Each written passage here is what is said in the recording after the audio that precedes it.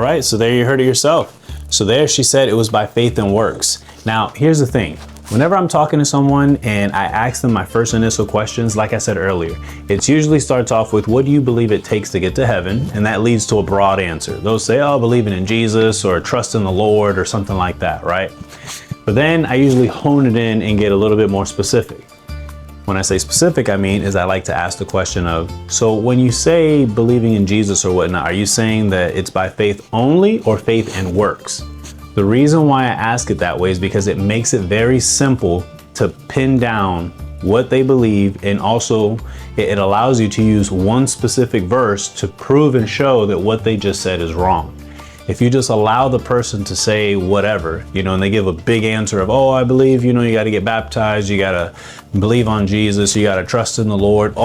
Trust in the Lord, believe on Jesus is correct. The baptism part is wrong. But what's going to happen now is you're going to end up having to tailor your gospel presentation around the fact that they believe that baptism saves you, and you're going to start debating on baptism a lot. Now, you are going to bring that up if that was an issue in the beginning, but it's much easier to show them that salvation is not of works and that it's by faith if you simply just go with Ephesians 2:8 and 9.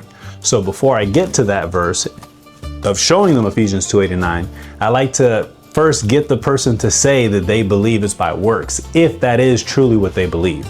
So I'll just ask them, I'll say, okay, so do you believe it's by faith alone or faith and works? Or when you say you believe in Jesus to be saved, does that mean you believe only in Jesus to save you? Or is it believing in Jesus and also works? So faith and works, does that save you? And usually they'll say faith and works. You say, okay, understood. Well, hey, you know what? I used to believe that as well. However, I would like to share with you and show you a verse in the Bible that actually says something a bit different. Would you like me to show you just one verse? You can start it off that way, or if you want to jump in and ask them the eternal security question of, do you also believe that once you're saved, you're always saved? You can do that as well. However, if you're just starting off and you don't want to go too deep, just ask the first question, ask if you can show a verse, and jump over to Ephesians 2:8 and 9, get your presentation started, and you'll see what happens next. It's going to be a really good conversation. She's not an easy one. This is a big fish, so hopefully we can get it. We'll see what we can do. Questioning. The harvest truly is plenteous, but the laborers are few.